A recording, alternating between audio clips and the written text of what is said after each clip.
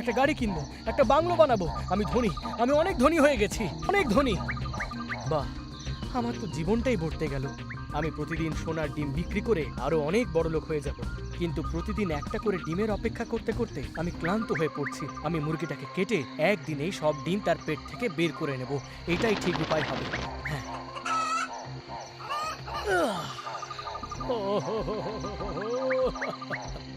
বাছা, এবার তুমি খুশি হয়েছো তো? তুমি যেমন চেয়েছিলে তেমনই হয়েছে।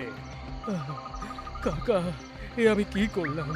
কেন এই কাজ করলাম আমি? বাছা, এটা পুরোটাই তোমার মূর্খামি। তুমি আর কোনোদিনও সোনার ডিম পাবে না, কোনোদিনই না।